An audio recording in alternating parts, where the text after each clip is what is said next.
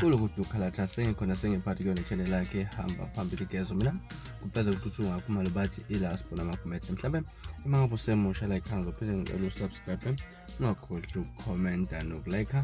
kanjalo futhi nokushare okuyikhona okukhulu kunakho konke bafethu uma ngabe sibheka lapha indaba ezihamba phambili ngifuna sibheke udaba olukhulu lapha udaba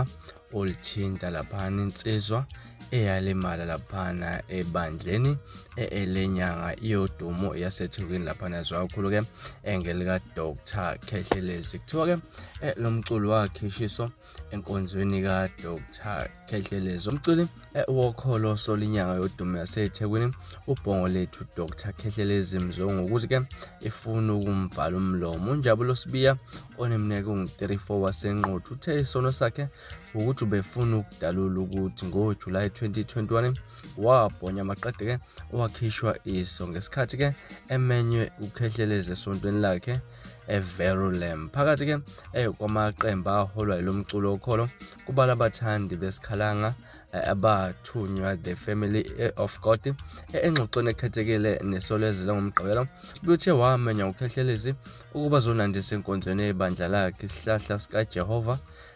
ulandise kanje umculo okholo uthi wambona kwaba ku-YouTube wabesethi ke bayithanda indlela yakwaba ngayo wabesemmema ukuba ke azonandisa ebandleni lakhe ungambala wafika wagwaba kwaba mnandi kanti ke kuzoba nensiza eyovuka umoya babesebama ebagebisa amakhanda kwathi ke usenjalo waqonda kuyena wafika wamshaya ngenduku yomhlabalelo waqhumisa usibiya uthe kwaphuma igazi lagcwala indlu yonke maqede ke wabanjwa wakhishelwa emnyango ukhehlelezi wamphuthumisa esibhedlela saseThekwini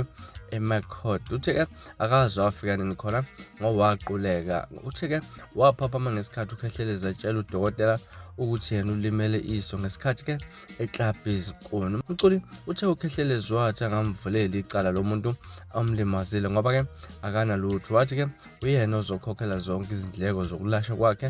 futhi kamnakakela njengoba ke alimele ebandleni lakhe uthe eziningi izinto ezimlahlekela ngenxa yokulimala kweso enkonzweni uthe ke ubesebenza njengokhetheke endaweni ke ehlela abafundi eGoli kodwa ke waxoshwa ngoba abaphathi bathi uzohluleka ukusebenzisa ikhompyutha lapha uqhube wathi ke ugcine esehluleka nokukhokhela indawo ayehlala kuyona eGoli